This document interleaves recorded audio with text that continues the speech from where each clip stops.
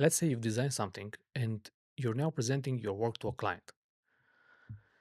And of course, in most cases, when you present, the client will have some kind of feedback or some kind of request. And sometimes the feedback is really valuable. The client knows their business better than you do, and you should definitely take that into consideration. But other times, it starts to become a matter of taste, is a more subjective. And a classic example of this is when a client asks for, can you make the logo bigger or something in those lines? Now, how do you respond to that in a way that's respectful but still defends your work with real arguments? How do you change the client's mind without turning it into a fight, into an argument? One of the persuasion principles is authority, and this book gives you that authority. The book I'm talking about is called Universal Principles of Design. And in this kind of situation, it really helped me explain things clearly. So back to the logo story, and this actually happened to me in various versions. The client said, like, "Can we make the logo bigger?" And I said, "Of course, we can make it bigger, but if we do that, the logo is going to lose some of its value. The negative space around the logo defines the figure-ground relationship. That's what makes it easier to recognize. If we make it too big, it starts to create margin tension with other elements. The layout you will feel very crowded.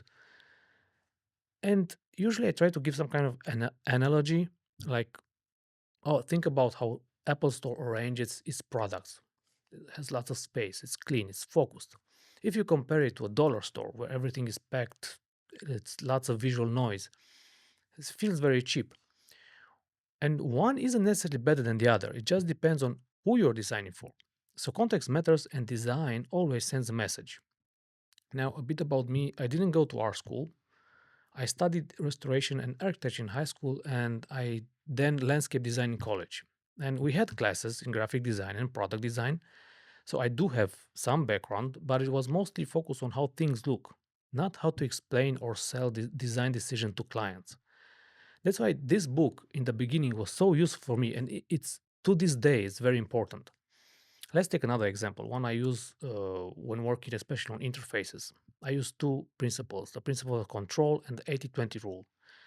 When a client wants to add every possible feature, I bring up the 80/20 rule. The idea is that 80% of value usually comes from 20% of features. So I say, let's focus on what matters to the users. And when I need to explain that we have different types of users, beginners, experienced ones, I use the control principle. Not everyone needs the same level of access or complexity, and good design should adapt to that.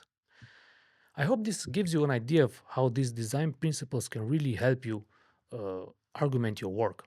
They give you the language to explain your work. They give your decisions weight, and they help you present your design with clarity, with confidence, and authority. See you in the next one.